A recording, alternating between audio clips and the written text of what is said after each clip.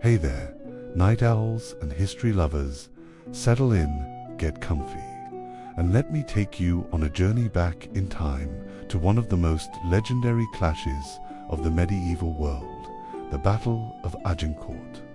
Picture this, the year is 1415, the air is thick with tension and mud, and two mighty armies are about to face off in a muddy field in northern France. It's a story of grit, guts, and unexpected glory, and by the end of this tale, you might just find yourself seeing history in a whole new light. But before we dive in, a little housekeeping. If you enjoy chilling out with stories like this one, hit that subscribe button so you never miss a nightcap history adventure. And hey, drop a comment telling me what time it is where you're watching from. I love knowing how far this story is traveling around the globe. Alright, now let's get into it. Imagine the scenes. It's late October 1415 and England's King Henry V has been leading his troops through the harsh, rain-soaked countryside of France. They're tired, outnumbered, and running low on supplies. After a long campaign that started with a daring siege of the French port city, Havre, Henry's army is weakened but determined to march back home. But fate and history had other plans. French forces, vastly superior in numbers and confidence, are waiting to block their path near a small village called Agincourt. The French army is a formidable force full of heavily armored knights, experienced men-at-arms, and a large, well-equipped infantry. They're ready to crush the weary English once and for all. Now, here's where things get interesting. The English army, roughly 6,000 strong, is faced with a French force that might be 5 times larger.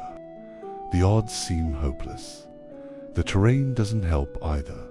A narrow strip of muddy ground hemmed in by thick woods on either side. Any big charge from the French knights would be slowed down, stuck in mud, and funneled into a deadly kill zone. Henry, cool under pressure, knows his best chance lies in strategy and using his troops' strengths to full effect. The English archers, armed with the legendary longbow, will be key. These archers were some of the deadliest soldiers of the Middle Ages, capable of firing arrows fast and far, raining down destruction on their enemies before they could get close. So, picture this, on the morning of October 25th, the sky grey and heavy with clouds, the ground soaked and sticky. The English soldiers lining up with their longbows strung and ready. Henry himself stands among them, rallying his men, calming nerves, and preparing for a fight that no one really expected them. To win, the French knights begin their advance, clanking in heavy armor, confident in their numbers and strength. But the muddy field and narrow space work against them. They struggle to keep formation, and the English archers unleash volleys of arrows that darken the sky like a storm of deadly rain. Chaos erupts. The French charge is broken. Their heavily armored men, stuck and slowed by the mud, becoming easy targets. The English, though tired and outnumbered, hold the line. The battle rages on for hours, but time and again, the French fail to break through by the end of the day. The English have not only survived, but decisively won. A victory that stunned the medieval world and cemented Henry V's reputation as one of England's greatest warrior kings. The Battle of Agincourt wasn't just a military win. It was a testament to clever strategy, the power of determination, and the unexpected ways underdogs can flip the script. And that, friends, is the story we're going to unravel tonight. from the muddy fields and rain-drenched skies to the crack of arrows and roar of clashing swords. We'll walk through every dramatic moment and explore what made Agincourt one of the most unforgettable battles in history. If you're as pumped as I am to dive deeper, don't forget, hit that subscribe button for more epic tales that make history feel alive. And I really want to know, what time is it where you are? Drop your time and location in the comments, and let's create a global bedtime story. Club History connects us all, no matter where or when we're watching. Now, pull your blankets up tight, grab a warm drink if you want, and get ready. The Battle of Agincourt is about to begin, and it's a story you won't want to miss. Part 1. England at War. The Origins of Agincourt. Let us begin, not in thunder nor in the clash of swords, but in silence. A silence broken only by the faint turning of pages in a dusty scriptorium, or the low murmur of prayers in a dimly lit chapel, a silence not of peace, but of preparation, of memories long held, of ambitions rekindled, a hush that spreads across cathedral stones and across the oak-panelled chambers of a king's private council. Here, in the quiet, lies the weight of history, the echo of old oaths, the pulse of destiny long delayed but never denied. It is the early 15th century. The realm of England, stretched across the seas to a thinning grip on northern France, remains. Scarred by generations of war and unrest, the century itself has been shaped by a great and simmering conflict, one not born of passion alone, but of bloodlines, marriages, inheritances, and pride. A war that spans more than 100 years, though fought not in constant fire, but in waves and stutters. It is the 100 Years' War, and it is a war of identity, of sovereignty, of whether a crown could be worn across borders and hearts bound by banners. To understand Agincourt, one must travel further back to the days of Edward III, grandfather of Henry V, and the flickering heart of a claim that would burn for generations. Edward III was not content with his English crown alone. Through his mother, Isabella of France, he laid claim to the throne of the French Capetian kings. When the French crown passed to Philip VI in 1320, a cousin, not a son Edward's claim was ignored, and so war began. War not just for lands, but for the very soul of kingship, for the question of whose blood held the divine right to rule France. It was not only a war of kings, but of economies, of land, and of shifting alliances. Calais was taken, Poitiers fought. The Black Prince, Edward's son, carved a legend in armor and shadow, but time, as ever, brought change. The fire that once burned hot grew dim. The thrones changed. Fortunes turned. The fortunes of England faded.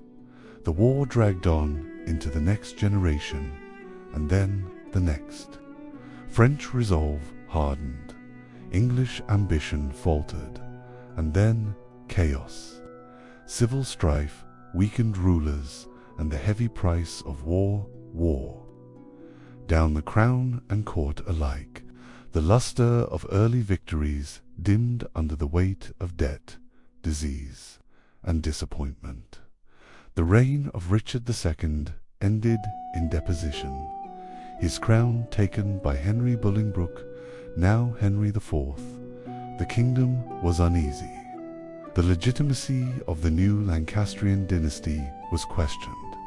Rumors and rebellion circled like crows above a battlefield. England turned inward, restless, suspicious, bloodied. Into this unrest was born Henry V. He was young, stern, and driven. Crowned in 1413, he was only 26, but his eyes were already turned across the Channel. His reign had scarcely begun. Yet he bore himself with the solemnity of one who knew his time would be measured in campaigns and chronicles. He knew that war, if done rightly, could unite the fractious nobles at home, that victory abroad could silence whispers of illegitimacy, that conquest could heal the fractures of inheritance. He sought not just peace through strength, but legitimacy through glory, unity through foreign triumph. And so, with methodical precision and deep, tireless planning, Henry prepared for war. This was not to be a raid, not a show of force. It was to be a claim, a return, a renewal of England's ancient right to the throne of France, a cause wrapped in justice, draped in pageantry, armed with steel and scripture alike, a kingdom at his back. Let us now shift our gaze, slowly, gently, across the English countryside, from the cool mists of Cornwall to the chalk hills of Kent, from the hearthlit manors of the Midlands to the craggy peaks of Northumbria. Men are called to service, not in haste, but in order, contracts drawn, archers assembled, armor cleaned, and mended horses, shod writs, signed with waxen seals, old debts forgiven in return for loyalty. Quiet farewells whispered on dew-covered fields. Mothers, wives, and daughters standing in doorways. Watching men vanish into fog, Henry understood the art of war was also the art of logistics. He sent out orders to sheriffs, to nobles, to townships. He levied taxes, drew loans, and raised fleets. Ships from Bristol, from Southampton, from London, each vessel stocked with dried meat, wine, arrows, and cannon shot, tents and priests, scribes and surgeons, an army not just of steel, but of parchment and prayer. Banners unfurl once more, the white cross of St. George, the leopards of England, the lilies of France, claimed but not yet earned, silk and linen whipped by sea wind, sewn by careful hands in abbeys and keeps, symbols of ancient houses now riding towards destiny. Among the gathering ranks, knights in fine mail and padded squires barely of age, yeomen with long bows taller than themselves, all drawn by duty, by promise, or by necessity. Veterans who remembered the old campaigns, and youths dreaming of gold and glory. And yet there is no frenzy here, only a slow, measured rhythm, the rhythm of a kingdom preparing for war, the quiet beat of hooves, the steady chant of priests, the rustle of parchment, the calm before the tide turns crimson. Henry moves among them. He inspects, he speaks, he prays. This is not the reckless braggart of later myths. This is a king sharpened by youth spent in battle, by the scars left from rebellion, and by a relentless belief in divine favor. His presence is solemn, electric. He speaks in scripture and strategy alike, and on the southern coast, in the harbor of Southampton, the ships await. Their hulls creak against the tide, their sails whisper of war. A claim revived to understand the boldness of Henry's move. We must return again to the dynastic roots of this war. The French crown, since the time of the Capetians, had been passed from father to son, but the line had begun to fray. Charles IV, the last of the direct male line, had died without a male heir, and so the crown passed to Philip VI, a cousin through the male line, Edward III. As the son of Isabella Charles's sister, claimed that his right through the female line should not be discounted. The French disagreed, invoking the Salic law. To deny inheritance through women, their interpretation was political as much as legal. A wall erected not just of law, but of pride. A technicality, perhaps, but kingdoms have burned for less. And so it was with this legacy that Henry V now marched, not just to raid or ransom, but to press a claim that had flickered in royal hearts for nearly a century. A claim inked in blood, breathed in battle, whispered in royal corridors.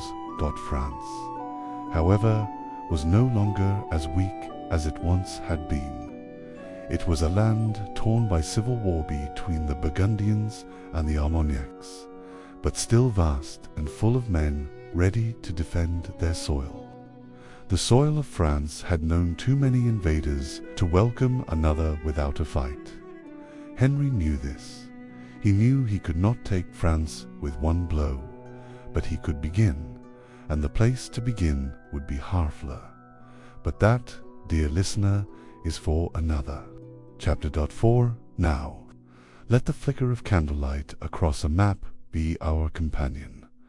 Let the gentle sound of pages turning in a royal chamber carry us onward, for the fields of France lie ahead, muddy, distant, and waiting, laced with fate, brimming with silence before the storm.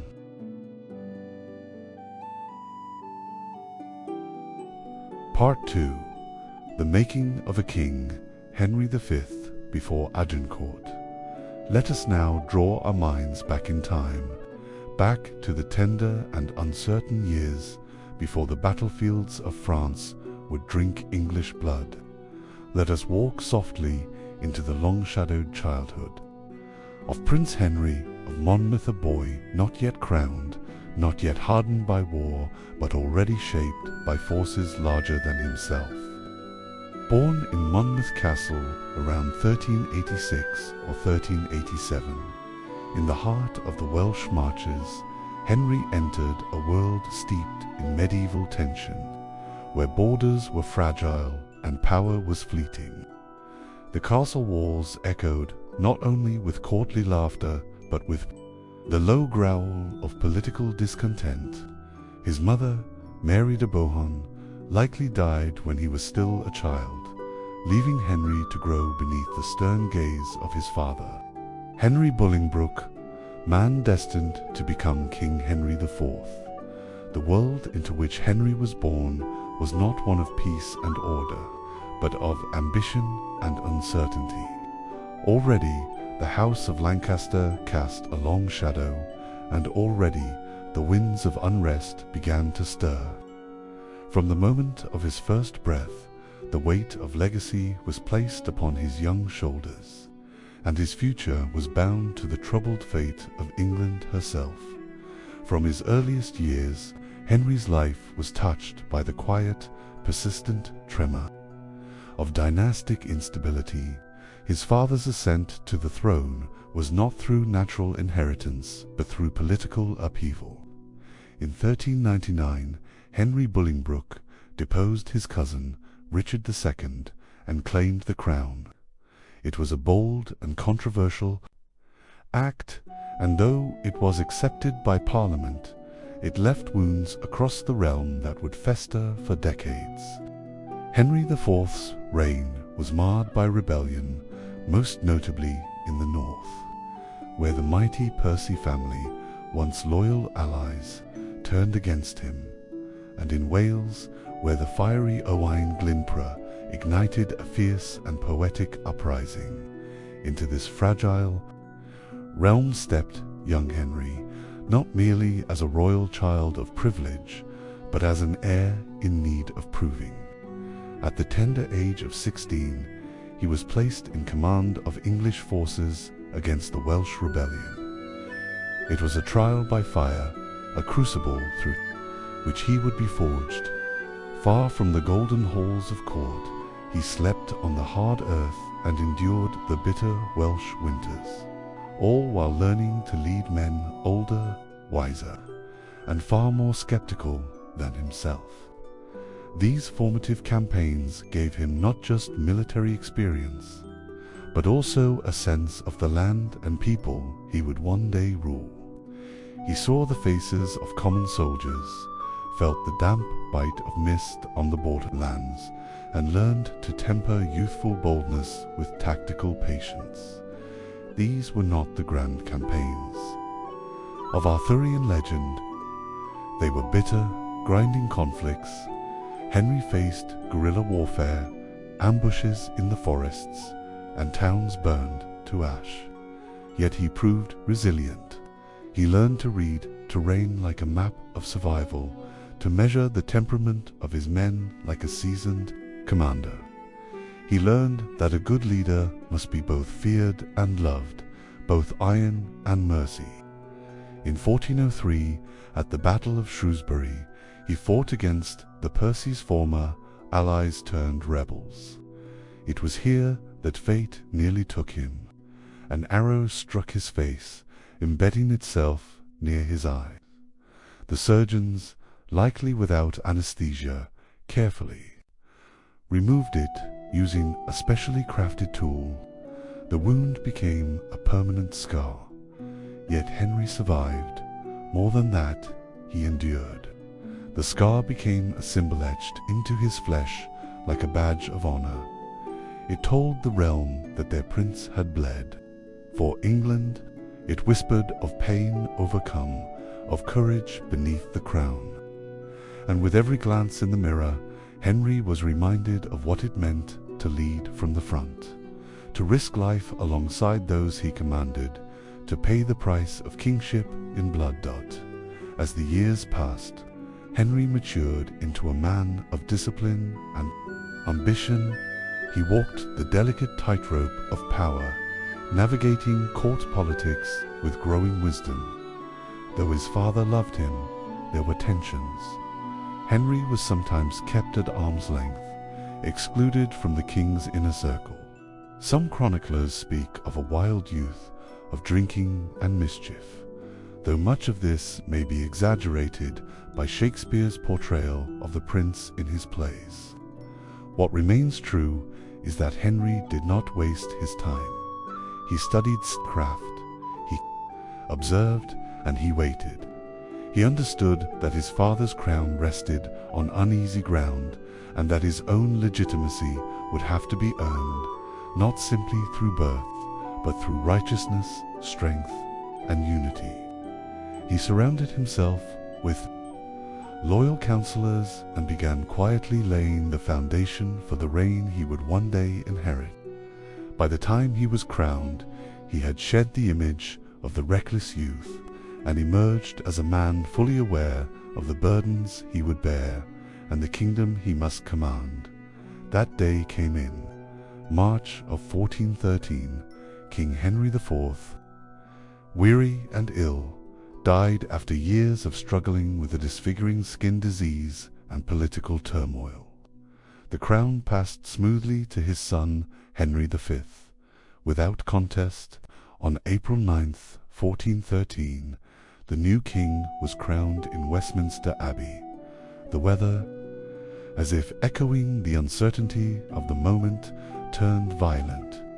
Thunder growled overhead, and heavy rain soaked the city. Some called it an ill omen. Others saw divine affirmation heaven itself, acknowledging the new king. Henry V was 20 years old, young but not untested. And unlike his father, who had seized the throne with a sword, Henry began his reign with a promise to heal the kingdom, to reconcile old enemies, and to restore England's place upon the world stage. That violent storm was perhaps a fitting herald not of doom, but of the sheer elemental force that Henry himself would become. From the moment he ascended, Henry set about transforming himself and his realm.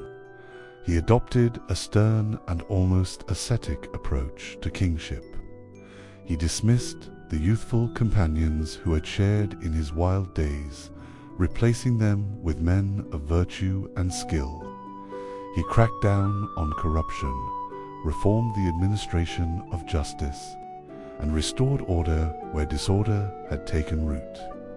Nobles who had once rebelled were brought back into the fold. Some were pardoned, others reminded of their duties. Henry ruled with clarity of vision and a profound sense of divine mission. He fasted, prayed, and governed with the solemnity of a monk and the precision of a general. His court became one of discipline and purpose.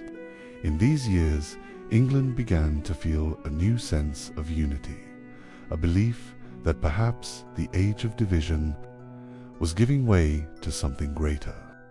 Even his harshest critics admitted that under Henry's rule, the crown glowed with a new and radiant legitimacy.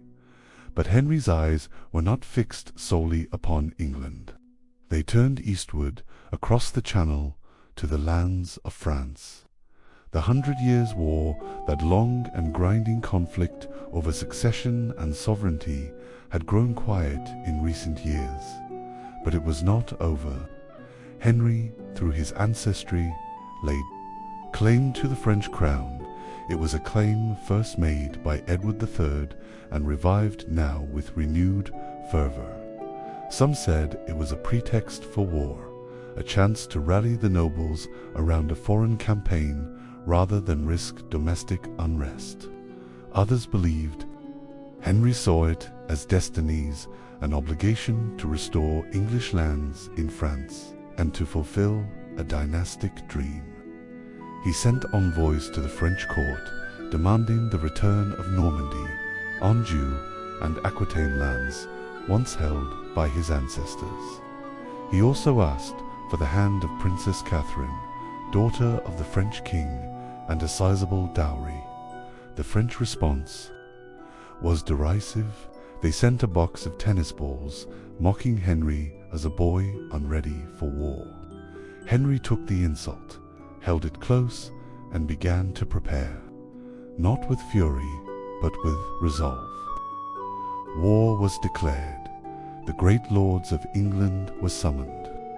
Men from the shires and towns, knights and archers, cooks and smiths all were called to serve. In the ports of Southampton and Dover, ships were prepared. Supplies were loaded. Armor was polished. Standards were sewn with crosses and lions, fluttering proudly in the coastal breeze. Henry oversaw the preparations personally. He made sure that no detail was overlooked. This was not a reckless charge. It was a campaign born of strategy, logistics, and iron will. By August 1415, the English fleet set sail. Thousands of men crossed the Channel in crowded ships. They landed at the port of Harfleur, a vital gateway to Normandy. From the moment they disembarked, the land knew again the sound of English boots and war cries. The siege of Harfleur was brutal and exhausting. The town was well defended, and the French garrison resisted fiercely. Henry's men dug trenches and built siege towers. They launched flaming arrows and stones from great trebuchets. Disease soon followed. Dysentery spread like fire through the English camp, killing more men than French steel. The summer heat turned the trenches into pits of filth. Yet still, the siege continued. After 5 weeks, the town surrendered. Harfleur was in English hands, but the cost had been heavy. Thousands of men lay dead or dying.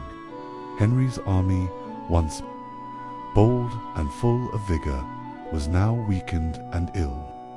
The safe choice would have been to remain at Harfleur, to consolidate and wait for reinforcements. But Henry had other plans. He would press forward.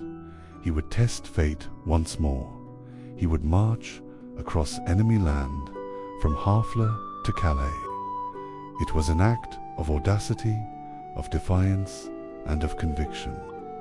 The march would take his tired army over 150 miles through hostile territory. Rivers had swollen with rain. Food was scarce. French forces were gathering, intent on intercepting him. But Henry pressed on.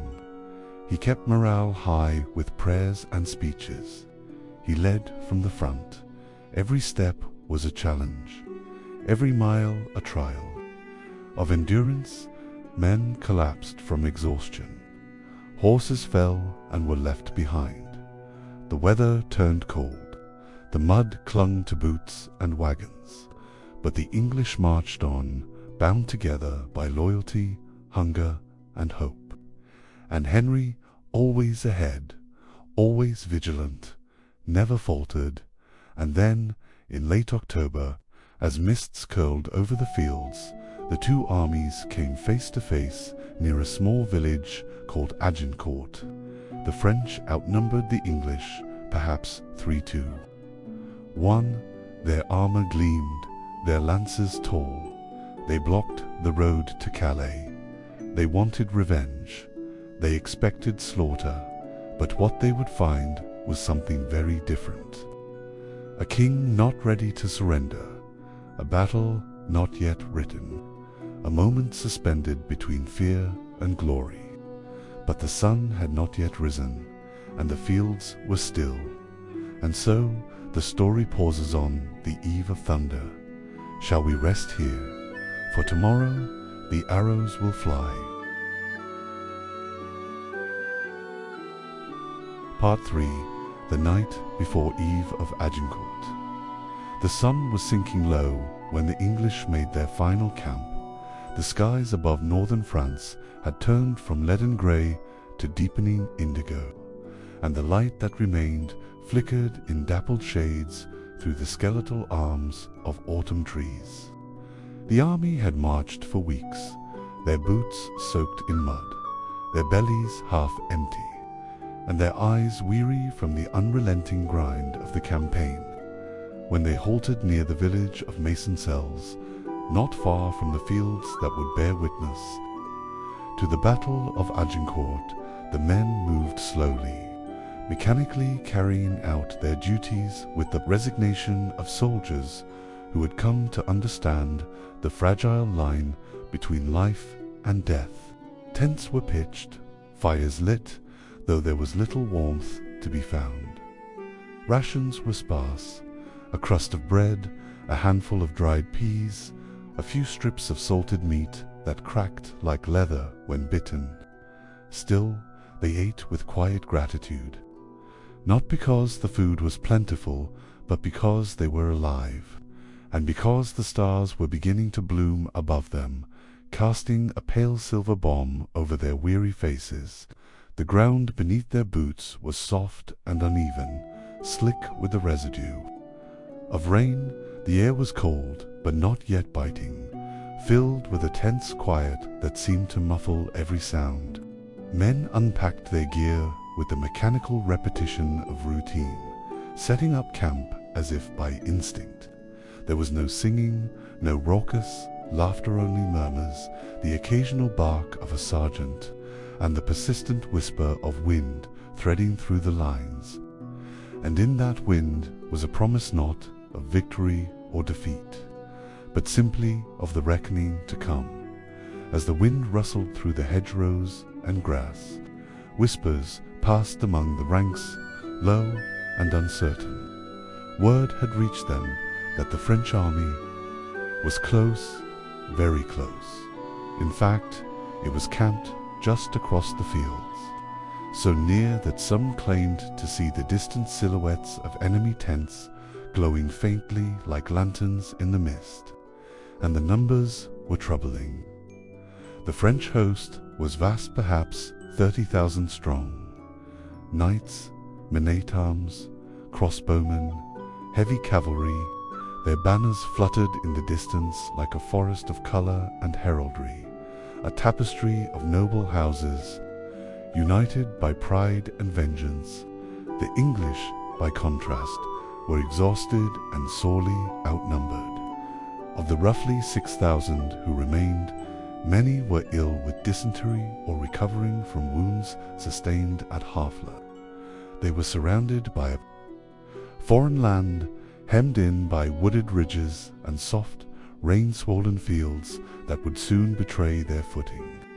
But still they stayed, not because they were confident, but because there was no choice. To retreat would be suicide. To charge was madness. To remain was courage. The weight of anticipation hung thick over the camp like an invisible fog, pressing into lungs and settling into bones. No one said it aloud, but every soldier knew that the next day could very well be their last. The thought followed them into every motion, every whispered prayer. Even laughter, when it came, was brittle and uncertain, like glass threatening to crack under strain. The presence of death was not a distant thing, was close just beyond the hedgerows, and it watched with a patient stillness that only the night could summon. Henry V, ever vigilant, walked among his men that evening. No crown adorned his head, no regal robes wrapped his frame. He wore armor, plain and functional. His sword hung at his side, but his greatest weapon was his voice.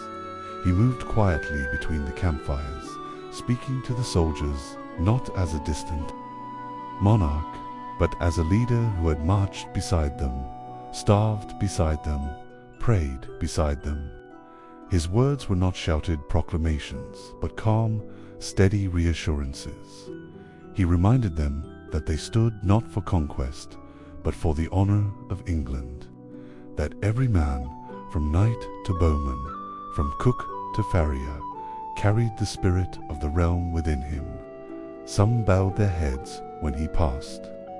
Others simply met his gaze and nodded, saying nothing, for in their eyes was a bond that transcended language's shared truth, that come the dawn they might not see another sunset.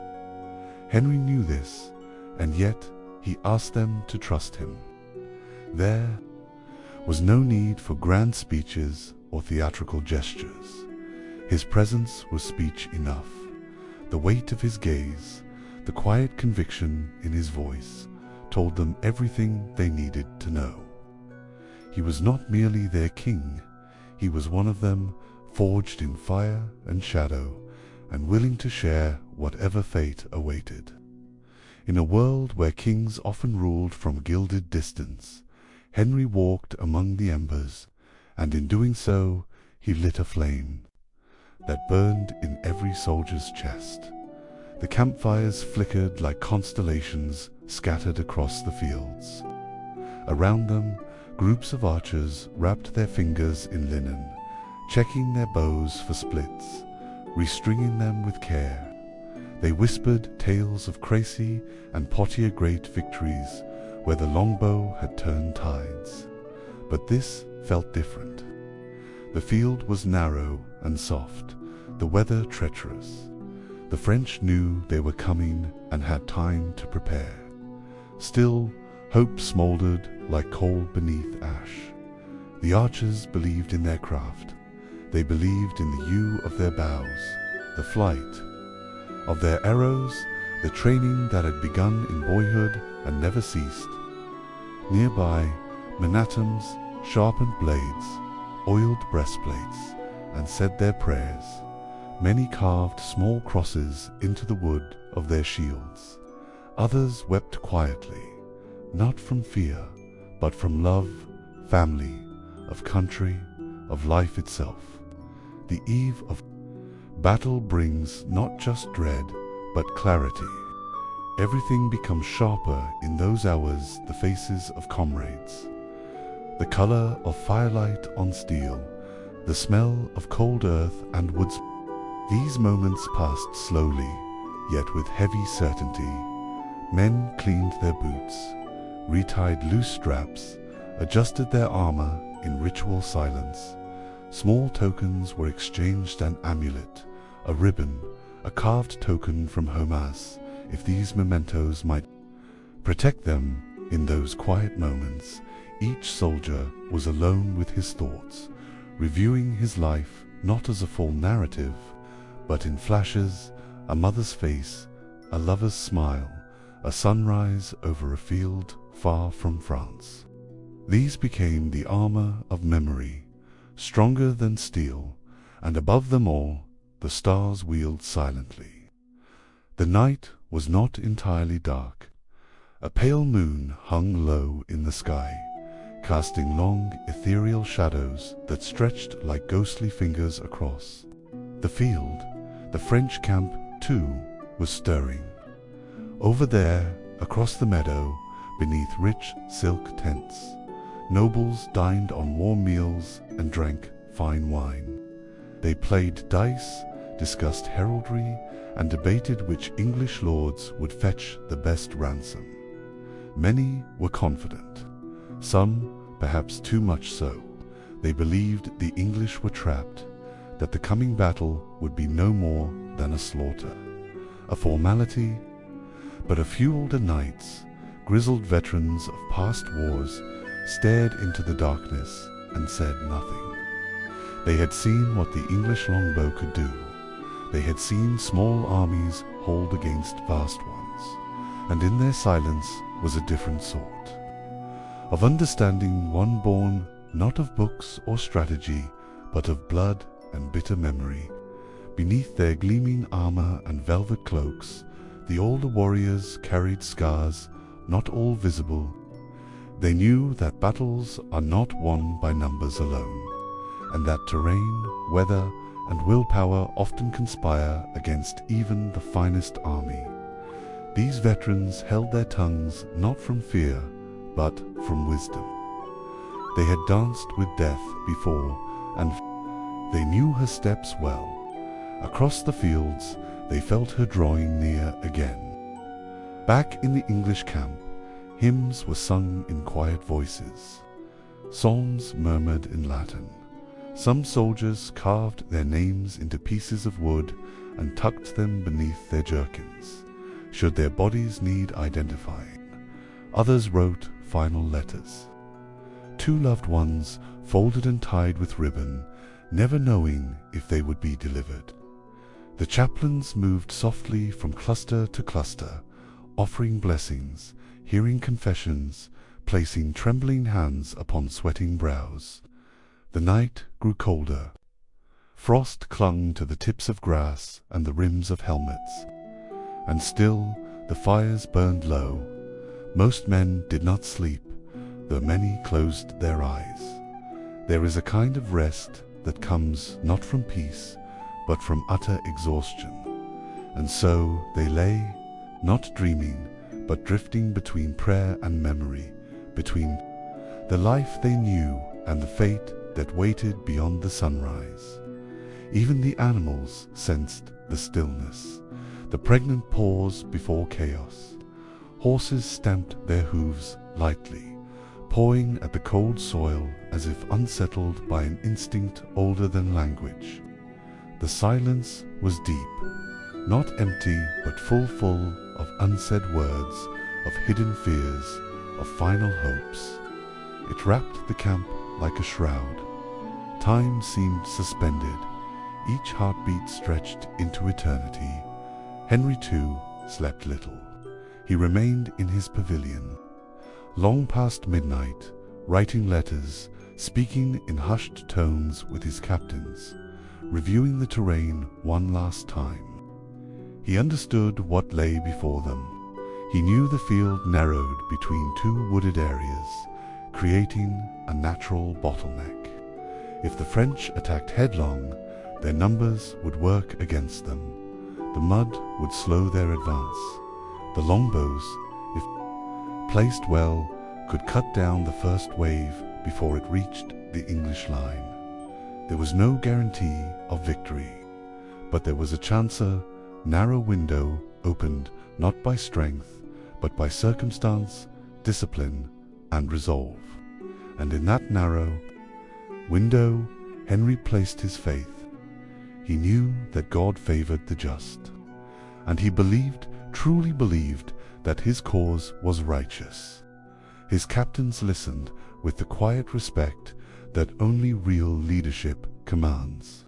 Maps were unrolled, orders were whispered, and prayers were shared. And when the final candle was snuffed, Henry knelt alone in the dark, not as a king seeking power, but as a man seeking mercy for his men, for his kingdom, and for the weight of tomorrow. As the final hours of night slipped away, a hush fell over the camp. Even the wind seemed to still, as if the earth itself was holding its breath. The final coals glowed like dying stars. Somewhere an owl called, somewhere a man whispered his son's name. And above it all, the sky began to pale, turning slowly from black to ash-gray. Dawn approached, slow and inevitable. The hour of destiny crept forward on silent feet, and with it came the thunder of hoofbeats in the distance, the clang of distant steel, and the faint echo of horns across the misty plain. The stars faded, one by one, swallowed by the growing light. Men stirred, shoulders stiff, faces hollow. Some clasped hands in silence, some whispered promises to God or to memory. All waited, and across the narrow fields of Agincourt, the world braced for thunder. Part 4. The French Army at Dawn on the Day of Battle. As the mist curled around the fields of Agincourt and the cold dew clung to every blade of grass, the French army stood in magnificent array. Unlike the lean and worn English host, the French force was massive, glittering, and full of confidence. Numbering between 12,000 and 15,000, the French had gathered the cream of their nobility. Proud knights in polished steel, heavy cavalry, with destriers pawing at the soft earth, and contingents of well-equipped men-at-arms, crossbowmen and spearmen from every corner of the kingdom. Standards and banners waved overhead, catching the pale dawn light, the golden lilies of France, the flaming sunbursts of Burgundy. The argent crosses of Anjou and dozens more fluttered in defiant splendor. The sight was one of overwhelming strength and martial beauty, a forest of lances, gleaming like silver spears of the gods, tabards adorned with proud heraldry stitched in thread of gold and crimson, and plumes dyed in royal hues flowing from helms. It was a feast for the senses, but also a declaration of intent. This army had not come merely to fight, but to dominate. Among the throngs of noblemen and men-at-arms were dukes, counts, viscounts, and barons, men of ancient lineage and immense pride. The Duke of Orleans, cousin to the King of France, was present with his elite household troops. The formidable Charles d'Albret, the Constable of France, commanded the army overall, while the Dukes of Bourbon, Alençon, and Bar flanked him with thousands of retainers and vassals in tow. This was not merely a military host, but a tapestry of the French feudal hierarchy assembled in arms, eager to defend their soil and honor. To many, this was more than a battle, it was a matter of national pride, a reckoning for the humiliations. At Crécy and Poitiers, decades before, the nobility had waited for this moment, and now they stood, armored and expectant, beneath a sky that was clearing slowly with the rising sun. Their squires stood ready with polished helms and fresh lances. Their horses were draped in caparisons sewn with ancestral sigils, and their expressions were solemn, but beneath that solemnity was a current of electric confidence. That confidence, however, walked a thin line between valor and arrogance. The French high command believed they held every advantage: numerical superiority, noble blood, fortified morale, and the home field. They had blocked the road north and stood directly in the path of the English retreat. Henry's army, tired and hungry, was caught in a narrow valley between the woods of Agincourt and Agincourt. The French commanders believed this would be a simple matter, a glorious charge, an overwhelming crush, a final blow to the lingering claims of the English crown. Some knights, it was said, debated over who would ransom which English noble. Others bragged of the plunder they would seize: fine cloaks, golden rings, fine English horses. One chronicler recorded that the French had even sent their servants ahead to prepare wagons for the expected booty. It was this sense of superiority, belief that their noble lineage alone guaranteed triumph, that would color the decisions made that morning. They saw the English not as foes, but as prey. Yet beneath this surface of martial bravado lay the deep fractures that plagued the French military leadership. Political infighting had long eroded unity among the French nobility, the great houses. Armagnacs and the Burgundians were often at odds, even in matters of war. Coordination among the commanders was poor. D'Albret, the constable, nominally led the army, but his authority was challenged and undermined by competing dukes and lords, each eager for personal glory. There were disagreements over strategy, deployment, and even the timing of the attack. Some favored a cautious advance, allowing the English to make the first move. Others demanded an immediate assault, fearing Henry would slip away. These divisions led to delays, confusion, and ultimately a lack of tactical cohesion. Orders were issued and countermanded, squadrons repositioned and re-repositioned, and all the while the English archers quietly took their positions at the far end of the muddy field. The French were powerful, yes, but like a grand machine without a single hand on the wheel. The structure of the French army mirrored the rigid hierarchy of its society. At the front, the vanguard consisted of heavily armored knights and men-at-arms, on foot elite warriors, eager to reclaim their honor in hand-to-hand combat. Behind them waited mounted cavalry, primed for a decisive charge once the melee began. On the flanks stood archers and crossbowmen, though their placement was more symbolic than strategic.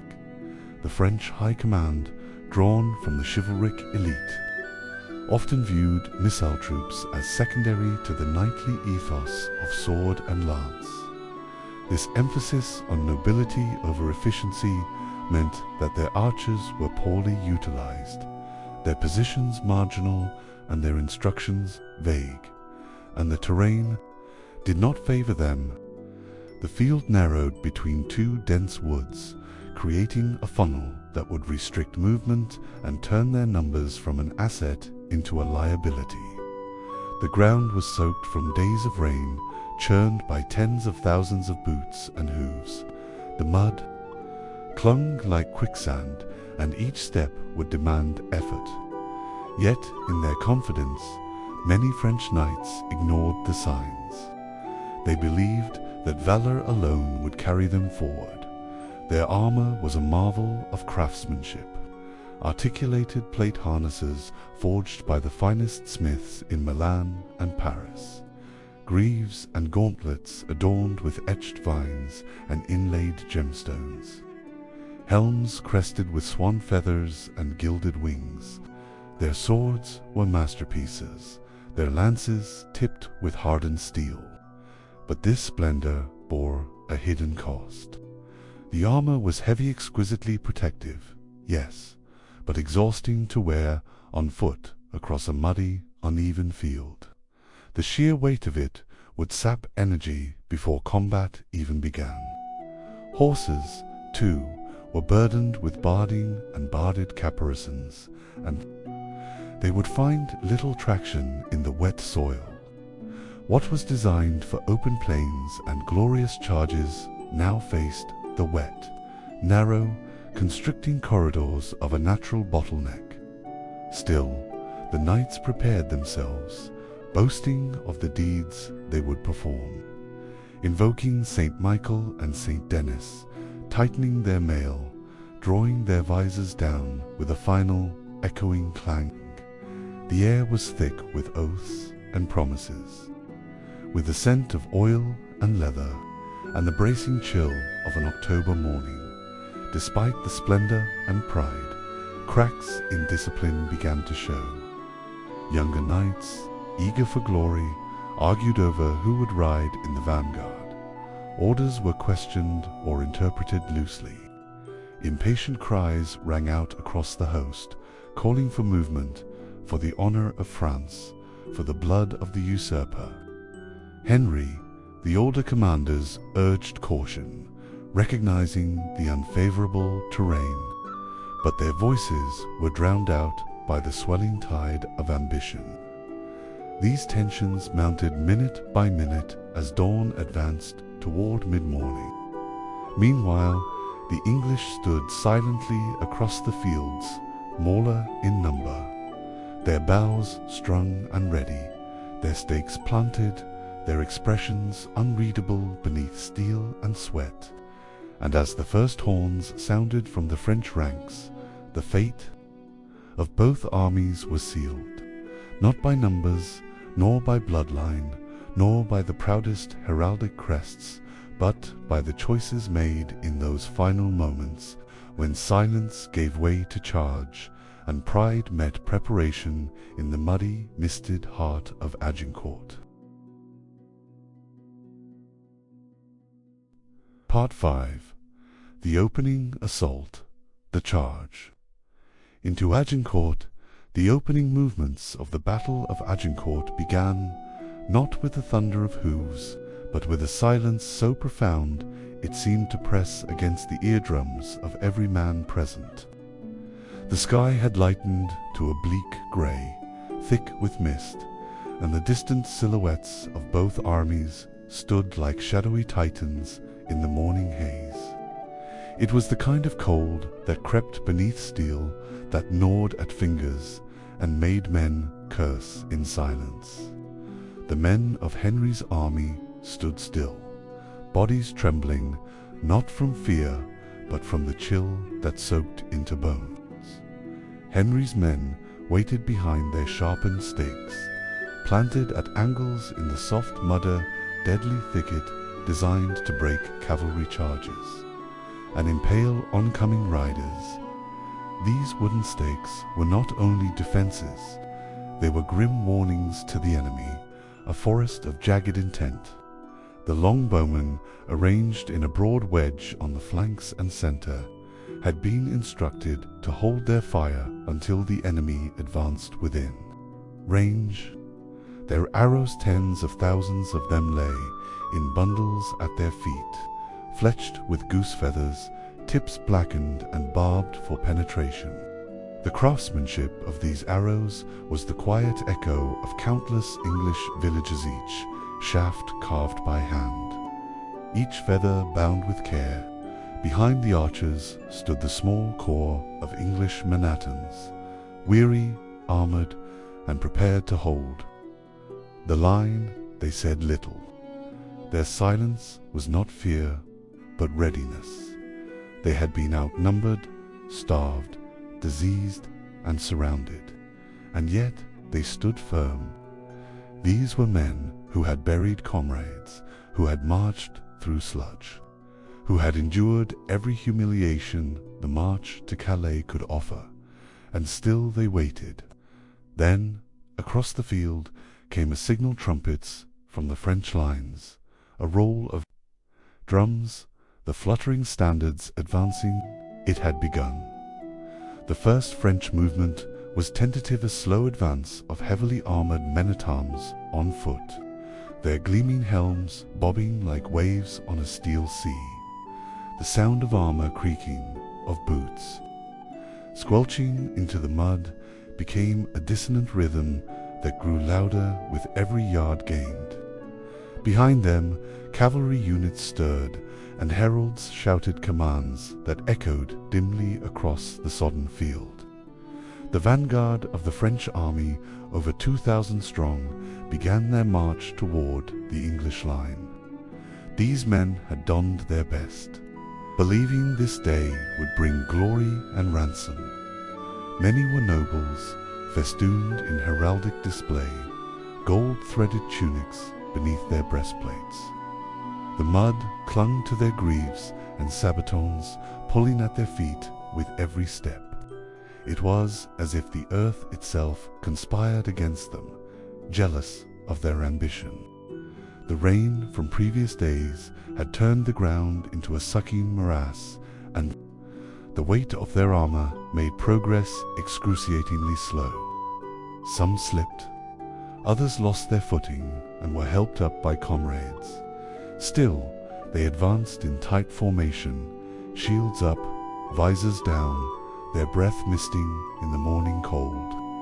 Their discipline was admirable, but their advance was ponderous.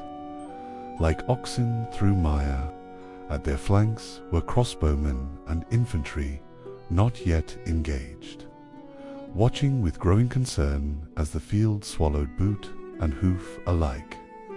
These observers saw what the advancing knights could not. The terrain itself had become an enemy, and all the while, from the English side, came no sound, no arrows, no charge, just stillness. A stillness charged with expectation, as if the very sky held its breath. Then suddenly, like a tearing wind, the sky was filled with motion. A single trumpet from the English line, and the longbowmen loosed their first volley.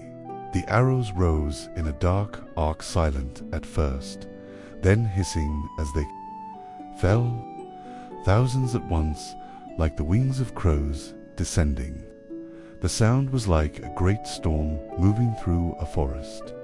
It was not one sound, but many. The whistle of shafts, the shriek of split air, the thump of impact, the screams of the struck. French men-at-arms raised shields and hunched behind visors, but the arrows found gaps in armor, struck faces, pierced joints. Even those not mortally wounded found themselves weak and cut on the arm or thigh, or neck driven to a crawl in the sucking. Earthmen fell screaming, not dead, but wounded wounds that bled and weakened, that slowed the already sluggish advance. Horses reared, panicked. Animals are never fooled by the pageantry of war. The French line pushed forward, trying to close the gap, but each step became harder. The terrain was now thick with corpses and arrows, with churned soil and blood. More volleys followed, faster now. The English archers worked like machines, drawing and loosing in a rhythm honed by years of training. 6 arrows a minute per man. Over 75,000 arrows in the first 10 minutes alone. It was not battle, it was annihilation from afar. The very air became a weapon. As the French front ranks struggled through the killing field, the second line moved up behind them, pressing forward under weight of numbers. This compression turned their advance into chaos. The rear ranks pushed, unaware of what was happening ahead. The front ranks stumbled, forced onward by the bodies behind them. Wounded men fell and were trampled. Mud claimed the fallen and held the living. It sucked at boots with the force of 1,000 invisible hands, pulling them downward. Horses thrown into the fray by impetuous commands faltered and collapsed, their riders crushed beneath them. The narrow field channeled the French into a packed corridor, stripping them of mobility and forming a killing ground ideally suited for the English defense. The once grand French assault had become a grotesque funnel into death.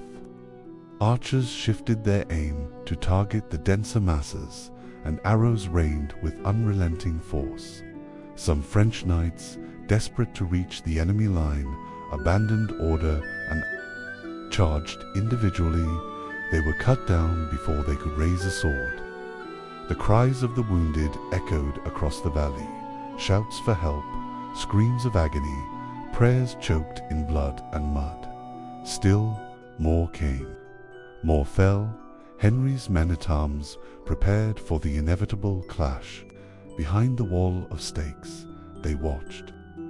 The oncoming mass slow to a crawl. They had seen what was coming, the slow, inexorable tide of flesh and metal.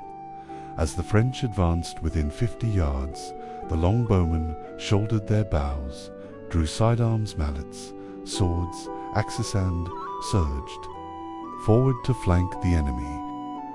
These were not noble weapons, but tools of slaughter. This maneuver, drilled into them since before Harfleur, turned the archers from ranged specialists into agile infantry. They struck the slowed, disorganized French vanguard from the sides, cutting, stabbing, hacking into gaps in armor. It was an ambush in plain sight. The core English line, holding firm in the center, engaged the few French who managed to stumble through the error.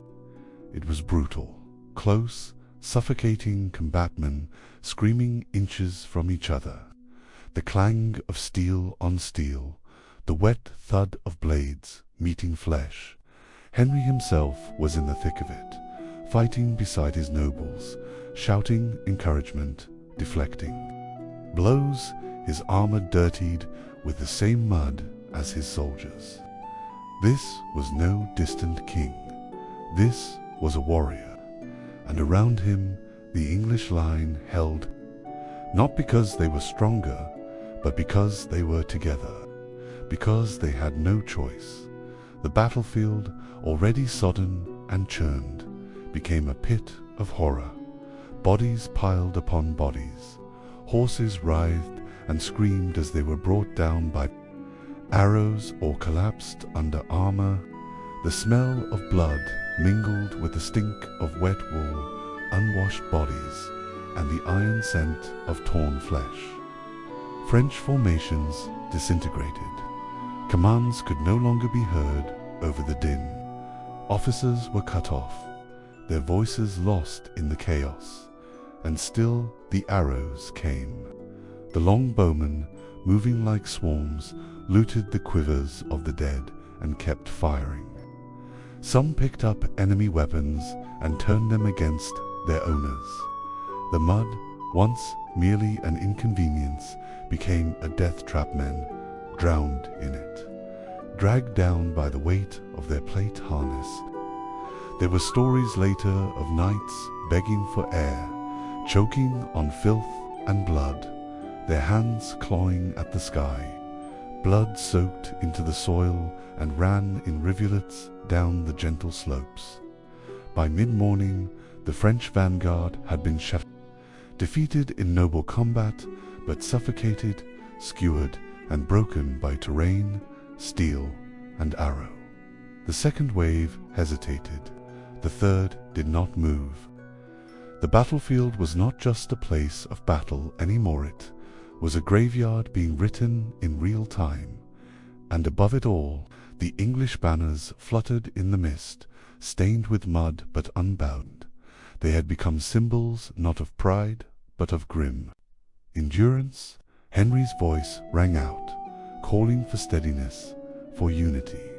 He could see the tide turning. His gamble had worked. But even as the worst of the French advance began to break, he knew the danger was not over. Reserves waited. More could be coming. The Knights of France were proud and desperate. Pride is a dangerous thing. The king ordered his men to regroup. Reform, prepare for what might come next. But within the English lines, an unspoken realization passed from man to man. They had survived the worst. The impossible had begun. Agincourt, once a death sentence, had become something else entirely. It had become a reckoning. Part 6. The turning point, the collapse of French resistance. As the battle reached its bitter middle stretch, the fog of war settled thick over the fields of Agincourt. What had begun with discipline and thunderous ambition had unraveled into chaos for the French, and now the outcome hung in the balance not in a clash of arms alone, but in the decisions, instincts, and sheer resilience of men on the brink of exhaustion. This was no longer about formations or heraldry. It was about survival, about resolve, about the deep, aching will to endure when flesh screamed for surrender and the very earth seemed to conspire against movement. What followed in this next stage of the battle was not a single moment of turning, but rather a long, dreadful crumbling of what had once been one of the most powerful military machines in Europe. This collapse, witnessed in agonizing detail, would shape the legend of Agincourt. The French second line, composed of fresh men-at-arms and cavalry contingents, had watched the carnage unfold from their position with mounting horror. These were not peasants, they were nobles, veterans, commanders of renown, and yet what they had expected to be a triumphant sweep against a crippled enemy had transformed into a muddy massacre.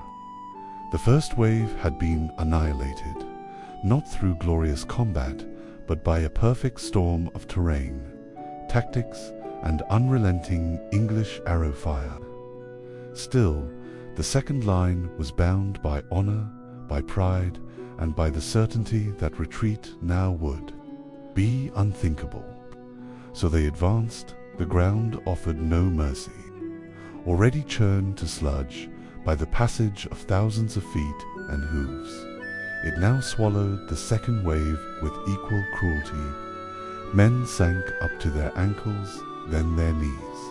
Horses slipped and flailed. In their gleaming armor, the French resembled knights from an illuminated manuscript, but their movement was anything but heroic. Each step forward was a battle against the earth itself. The tightly packed formation, ideal on dry ground for strength and unity, now became a liability. Men crashed into one another, their footing lost, unable to rise beneath the weight of plate and chain. Those who stumbled became instant victims, not of blades, but of suffocation beneath their own comrades. Meanwhile, the English archers, many of whom had exhausted their supply of arrows, shifted tactics again. They advanced in small units, nimble and quick, using the terrain as cover. Some retrieved arrows from the fallen, others drew knives, mallets, and short swords, and began to finish the wounded where they lay. It was brutal, intimate work, one that shattered any remaining illusion of gallantry. There are accounts of archers moving from man to man, flipping visors open to deliver killing blows, or stabbing through the thinner plate joints at the armpit and groin. These were not professional killers. They were farmers, yeomen, laborers. Men with families now transformed into a tide of quiet death, and they worked with eerie calm, methodical and practiced. It was not bloodlust that drove them, but necessity. This was how the line would be held. Henry himself had remained at the heart of the English line, his golden crown hammered into his helmet so that he might be known in the fray. He fought as one of his men, not behind them, but beside them. He moved from point to point, his sword flashing, his voice rising over the din to offer courage where despair crept in. There are records, some questioned by historians, that Henry personally engaged and slew the Duke of Alençon, or at the very least fought beside the men who did. Regardless of the exact truth, his presence was no illusion. He was soaked in the same mud, spattered in the same blood. His armor bore dents from near mortal blows, and his endurance was contagious. The second French wave faltered long before reaching the English line. Disrupted by the terrain, broken by flank attacks, and demoralized by the grotesque piles of the dead, they began to slow. What should have been a thunderous charge became a sluggish crawl. Some men hesitated, glanced backward, considered retreat. Others pressed on, shouting for God and King, only to disappear into the melee and the mire. It was not long before this second advance broke entirely, not in a glorious retreat, but in collapse. Officers lost, standards trampled, formations scattered. The survivors, many wounded and disoriented, turned back toward the French rear in disarray, and there they found no refuge. The third French line, composed largely of reserves, scouts, and younger men, now found themselves in the path of a tide of broken warriors retreating from the front. The chaos that had infected the vanguard now reached the rearguard. The French command structure, already strained by distance and noise, disintegrated completely. Conflicting orders flew. Some were told to advance, others to fall back. Horses refused to move forward. Nobles shouted curses at one another, while common footmen abandoned their posts entirely, some fleeing into the woods beyond the field. To make matters worse, a perceived flanking threat emerged. Reports reached Henry that a small French force, potentially made up of local militia and camp followers, had begun circling the English baggage train located miles behind the main line. These were not elite troops, but in the fog and confusion, rumors spread that fresh French cavalry reinforcements had arrived. Panic surged. Henry, fearing a rear assault that would compromise his already stretched force and perhaps result in the loss of his supply lines, or worse, his camp made a fateful decision. He ordered the execution of French prisoners. It was a cold, horrifying command, but, in Henry's eyes, a necessary one. Thousands of French knights had already surrendered, their ransoms potentially worth fortunes. But in that moment, they became a liability. Guarding them required men Henry could not spare.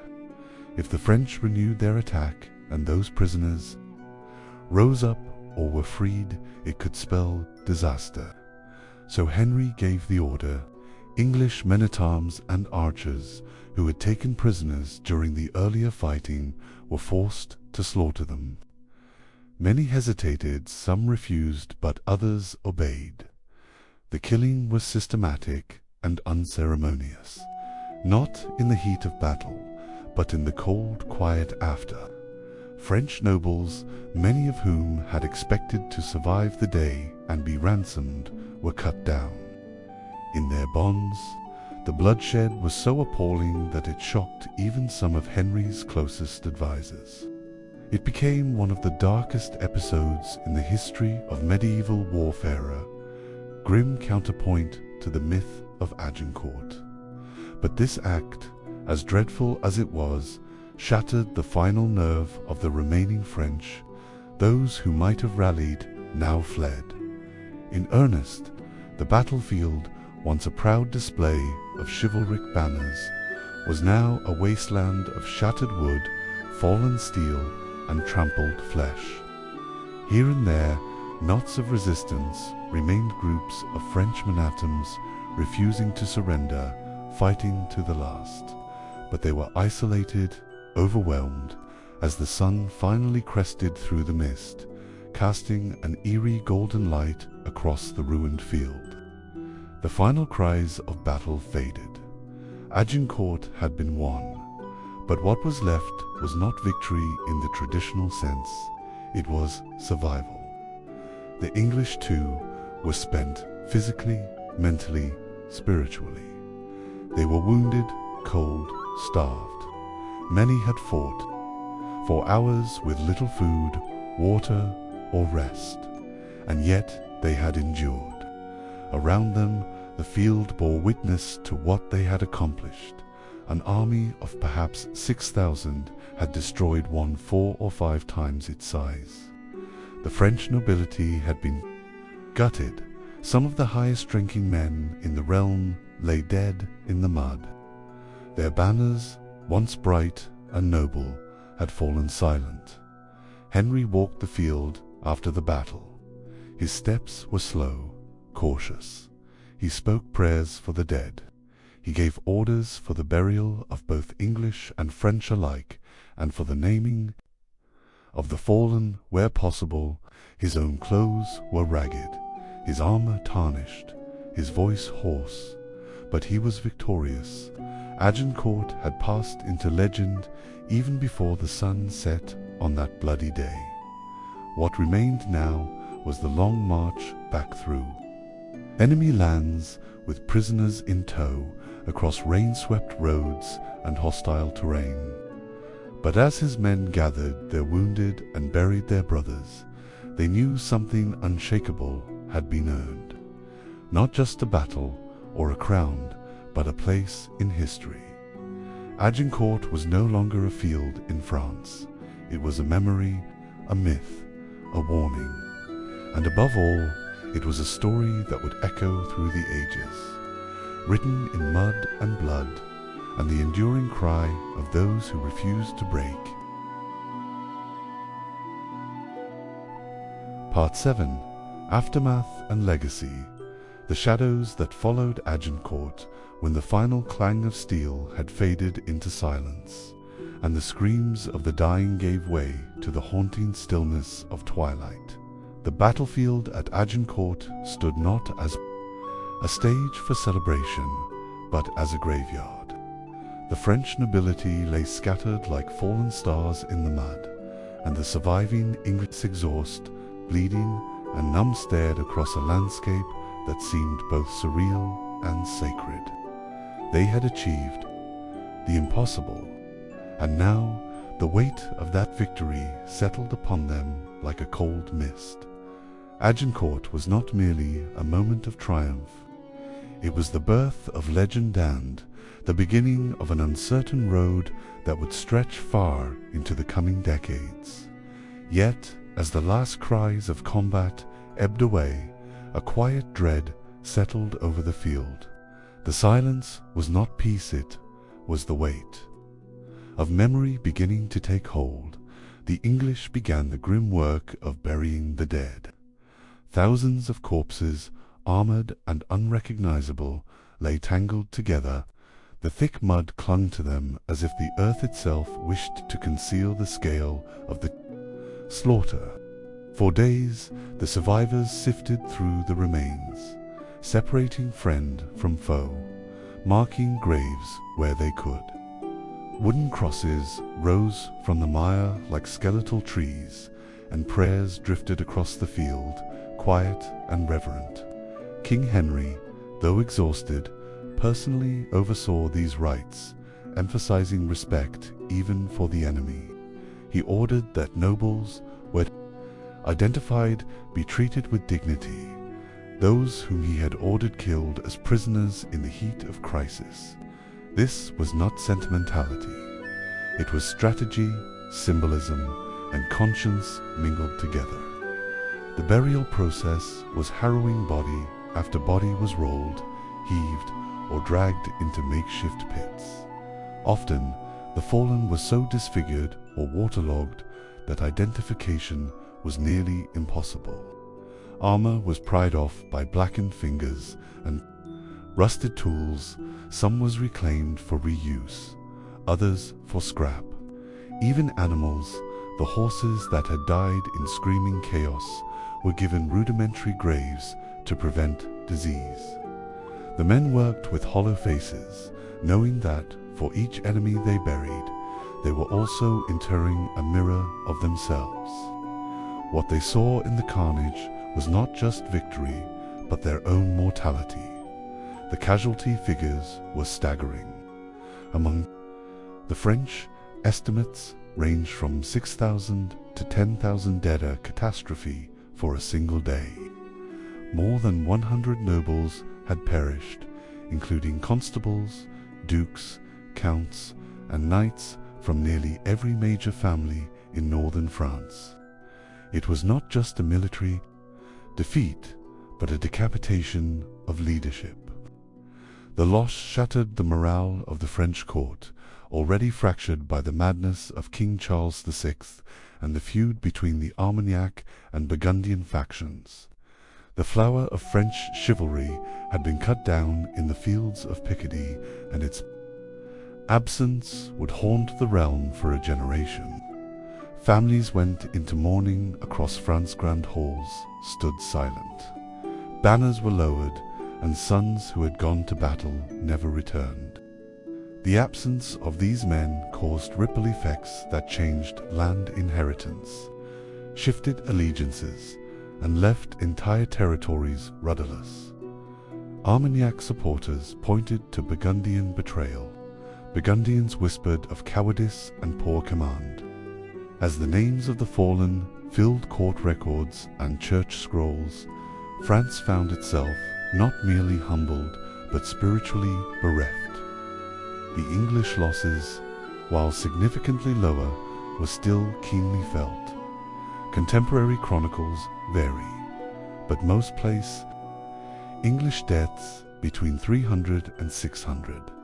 Among them were knights, archers, and men-at-arms whose names would never be recorded. Though fewer in number, each loss weighed heavily on the survivors' brothers, friends, commanders who had stood side by side in the mud. And so, for all the glory that the chroniclers would later ascribe to Agincourt, those who had walked the field knew its price. They had not merely won a battle, they had outlasted hell. English villages mourned in their own quiet way.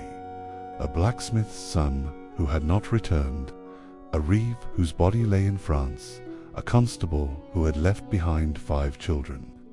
Letters, if they came at all, were often brief and brutal. For the wounded, survival brought its own pain. Many bore injuries that would never heal and returned to their homes as changed men, crippled, haunted, or hardened beyond recognition. And yet, they were the lucky ones. They had seen Agincourt and lived. The march home victory did not mean safety. After the battle, Henry and his men still faced a perilous journey. They were deep in hostile territory, with wounded to care for, prisoners to guard, and supplies dangerously low. But the French, stunned and disorganized, with no further resistance. Cities that had once closed their gates now opened them in fear or awe. The English army moved through northern France like a ghostly procession, tired, silent, watchful. The long road to Calais was lined not with celebration, but with vigilance. Every tree might conceal ambush, every hill a threat, yet no challenge came. France, in those days after Agincourt, was a land adrift, its will broken. As they trudged toward Calais, the weather turned foul again. Rain lashed the countryside, roads dissolved into rivers of muck. The wounded moaned with each jolt of a cartwheel. The healthy were near collapse from hunger and exposure. They carried what rations they could scavenge, grain from abandon. Barns, chickens traded from trembling peasants, Henry walked among them, sharing in the hardships, his cloak no finer than that of his captains. He made no grand speeches. His leadership in those days was expressed not through rhetoric, but endurance. When the men saw their king soaked, silent, and still moving forward, they found the strength to do the same. When they finally reached Calais, the port held by England for decades, they were greeted not with celebration, but with stunned reverence. Few had believed they would return. Fewer still could comprehend the scale of their achievement. Ships carried them back across the Channel, battered and changed. Henry arrived in Dover in November 1415 and was greeted as a living legend. Bells rang, processions marched, and the people wept with joy. Parliament assembled quickly to honor him, granting him funds, praise, and unprecedented authority. He had not only defeated a superior enemy, he had redefined what it meant to be king. Political shockwaves in France. The fallout from Agincourt was immediate and catastrophic. The loss of so many key nobles accelerated the civil war between the Burgundians and the Armagnacs. Both factions blamed one another for the disaster, and the already fragile legitimacy of King Charles VI further eroded. The king himself, intermittently mad, could barely comprehend the loss. His court descended into paranoia, intrigue, and vengeance. Agincourt had not merely bled, the nobility had destabilized the very governance of France. Riots broke out in Paris. Nobles fled their estates, fearing retribution. The monarchy's authority was hollowed out from within. The people, crushed under taxes and plague, saw their protectors destroyed and their kingdom adrift. The vacuum of leadership allowed for external threats and internal betrayals alike to flourish. For England, however, the battle transformed the political landscape. Henry V returned with more than battlefield honors. He returned as a unifying figure, an image of divine kingship made manifest. The chroniclers leaned heavily into this narrative, painting Agincourt as a miracle, a providential judgment upon France, and a validation of Henry's claim to the throne. The fact that his army had been outnumbered by such margins only fed the myth. Priests spoke of angels guiding arrows, of saints shielding the king from harm. Artists and poets immortalized the event with reverence. Shakespeare, centuries later, would echo that spirit when he wrote, "We few, we happy few, we band of brothers." Henry capitalized on this myth-making. His sermons, his coinage, and his proclamations all echoed the sanctity of what had transpired. England, fractured by dynastic tension in previous decades, now found in Henry a monarch worthy of veneration. Henry capitalized on this myth-making. His ambitions grew. Agincourt was not the end, it was the prelude to conquest. In the years that followed, he would return to France with larger armies, capturing towns, forging alliances, and eventually forcing Charles VI to name him as heir to the French throne in the Treaty of Troyes. For a brief, extraordinary moment, it seemed that England and France might become one kingdom under an English crown. But this was no easy coronation. The conquest that followed was hard-fought sieges, skirmishes, and negotiated surrenders painted the map in slow, grinding lines. Yet the spectre of Agincourt remained behind every English advancer, reminder to the French that their might could be undone. The legacy of Agincourt, but Agincourt's legacy was not simply political. It reshaped military thinking.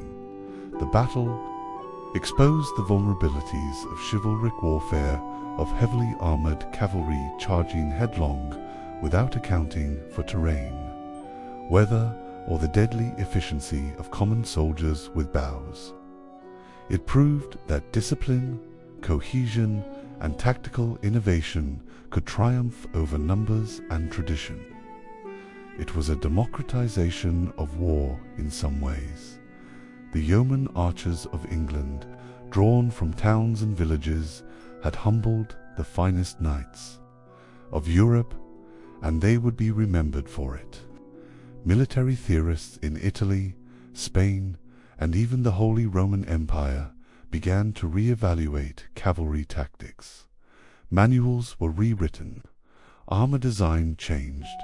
The longbow, once dismissed, now became a focus of study and dread.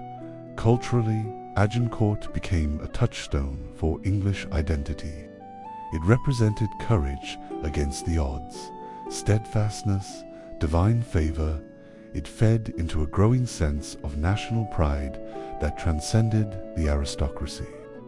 The archers, the common footmen, the happy few became symbols of a people united under a just and fearless king. Songs were written. Ballads passed from village to village, and in every retelling the legend grew. Tapestries were woven, church sermons thundered with Agincourt's lessons, and schoolboys recited the names of those who fought.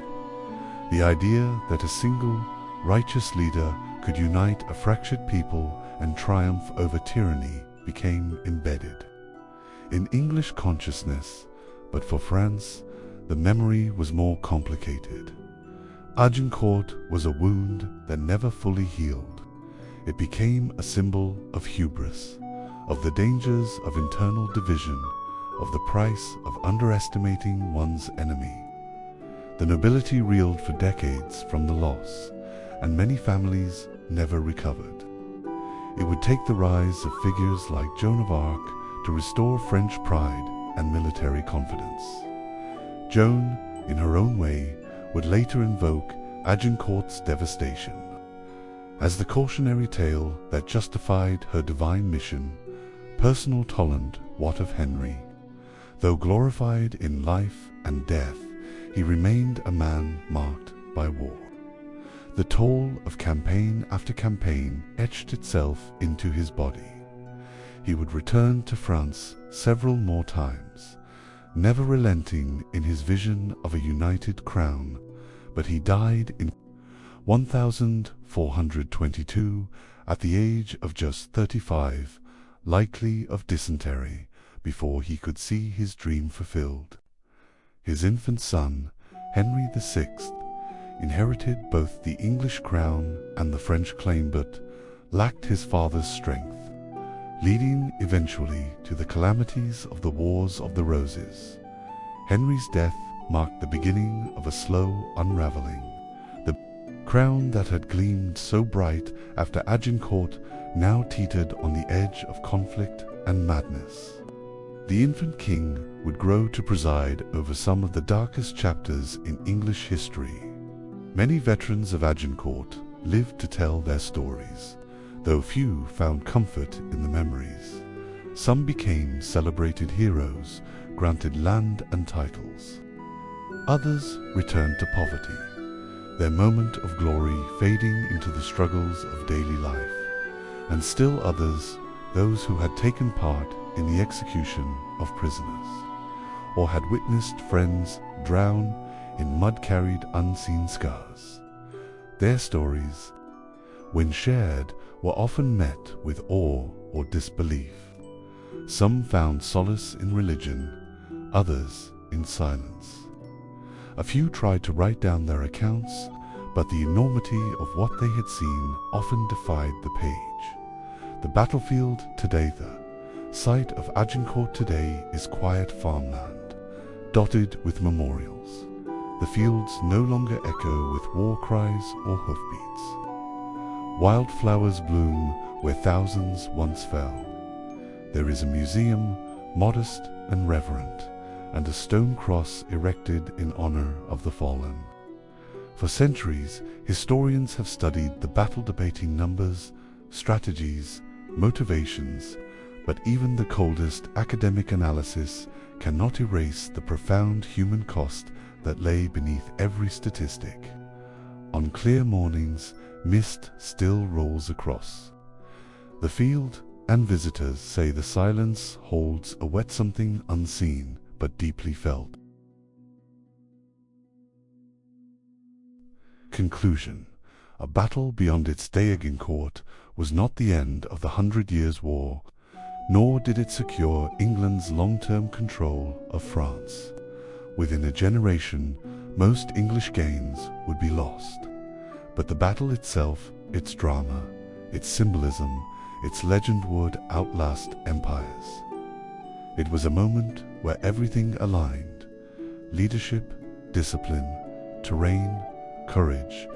It was also a moment of horror and blood, of decisions born from desperation. It revealed both the heights and the depths of human conduct in war. It reminds us that even the brightest victories come soaked in shadow. And so, we remember Agincourt not simply as a victory, but as a mirror. It reflects the paradoxes of war glory and grief, heroism and brutality, unity and division. It stands as one of history's most remarkable battles, not only because of who won, but because of what it reveals about the nature of power, fate, and endurance. Its echoes linger not only in books and ballads, but in every field where men once marched, hoping that righteousness might triumph. It is a myth, yes, but one built from flesh and steel and sacrifice. The men who stood in that muddy field more than 600 years ago, whether king or archer, knight or squire, have long since faded into dust, but their story endures. Written in the rain-soaked soil of northern France, echoed in the songs of bards, preserved in parchment and stone, Agincourt lives on, not as a relic, but as a reminder that even in the darkest moments, courage can reshape the world. Final thoughts beneath the rain and glory. And now the battle fades. The banners have long since crumbled to threads. The names so proudly shouted, so fiercely defended are whispers on the wind. The field at Agincourt is no longer scarred with hoofprints or blood, but softened by wild grasses and the passing of seasons. What once was thunder is now hush. What once was terror is now memory. In the stillness of that distant French countryside, where mist rolls low across furrows ploughed anew, the echoes of 1415 drift like ghosts, not to frighten, but to remind that once, on a rain-slicked morning, weary men stood against fate and changed the world. The soldiers are gone. The king sleeps in his tomb, but something lingers, something eternal. The idea that resolve, when wedded to courage and sharpened by necessity, can overcome even the most overwhelming of odds, that the arc of history is bent not just by the grand and powerful, but by the mud-covered, the outnumbered, the tired, the cold. You have walked with them tonight, through the storm, through the arrows, through the silence that followed. And now, as the weight of that story settles over you like a cloak, you too can rest. Let the memory of Agincourt cradle your thoughts. Let the steady rhythm of time, ever moving forward, carry you gently into sleep. Tomorrow, the world may still be uncertain, but for now, for this moment, there are no battles to fight. Only peace. Good night.